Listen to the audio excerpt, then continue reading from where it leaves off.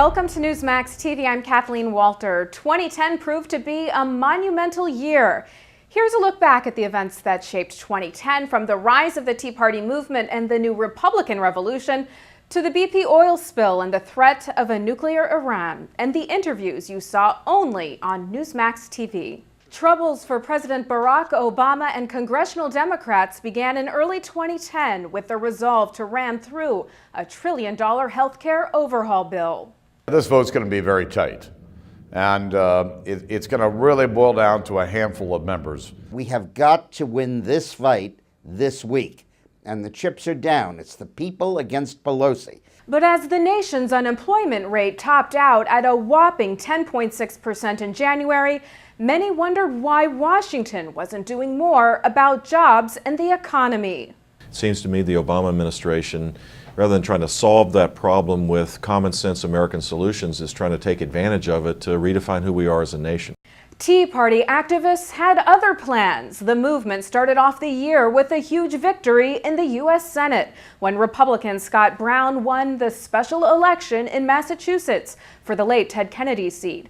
Brown campaigned against Obamacare, but his vote alone couldn't stop the bill. It passed in late March without a single Republican vote, and President Obama signed it into law. Thank you. But the way that President Obama has gone about it does not make sense at all. I absolutely believe President Obama is a one-term president. Then we need to elect a very strong constitutional conservative who will be bold and who will run on repealing Obamacare. From Washington to the Gulf of Mexico, the nation shifted its focus to the BP oil spill. More than 200 million gallons of crude oil spewed into the Gulf between the deadly explosion of Deepwater Horizon in April and the time the pipe finally was capped in July. Along the way, many questioned whether the Obama administration was in control. It's an ongoing crisis. It's the equivalent of a major new oil spill every day. And the president needs to be an executive and attack that and command that. The legal attacks continue over Arizona's controversial immigration law. Back in April, Republican Governor Jan Brewer signed the measure, only to have a federal judge block the most contested provisions just before they took effect in late July. People look to Arizona to continue to carry this fight, not only for Arizona, but for America. We want our borders secured. You know, I look around and I see the photographs of loved ones lost. In New York City, heated protests against the proposal to build a $100 million mosque and community center near Ground Zero dominated the summer months into the fall. I just don't understand why people who are supposedly building a mosque to talk about tolerance and interfaith understanding could be so ununderstanding of the feelings of those of us who were there on September 11th and on Americans in general. Across the globe, the architect of the Iraq surge strategy, General David Petraeus, took over as top commander in Afghanistan in June. Then, President Obama pledged to withdraw U.S. troops from Afghanistan beginning in 2011, with combat operations ending in 2014. I think we need a new strategy, a much bolder strategy, and a much clearer sense of what we're fighting for and what's at stake. So tonight, I am announcing that the American combat mission in Iraq has ended. Operation Iraqi Freedom is over. In August, Obama marked the end of the U.S. combat mission in Iraq. Iran's first nuclear power plant went online in November, renewing international concern about a nuclear-armed Iran. At what point does the world community say, stop, and if you don't stop, we might use military action? Remember, Iran is our neighbor, and so those who think that we're not worried about this danger are mistaken. We are worried about Iran. But the domestic issues get most of the credit for ushering in the new Republican revolution in the midterm elections in November. The GOP won control of the House, narrowed the Democrat majority in the Senate, and picked up more Republican governors and state legislative majorities. But make no mistake, the president will find in our new majority the voice of the American people as they've expressed it tonight.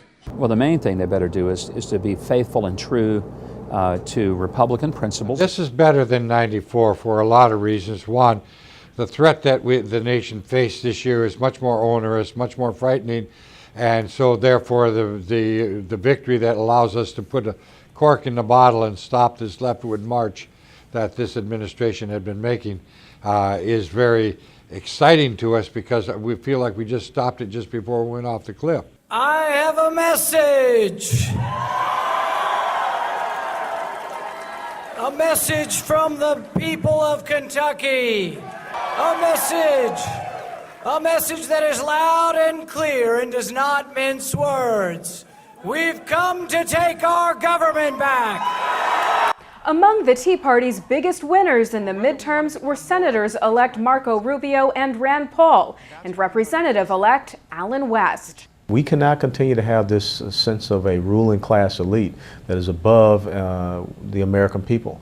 Just weeks after the election, U.S. intelligence and diplomats sustained a major international setback when WikiLeaks released more than 250,000 cables from American embassies around the world.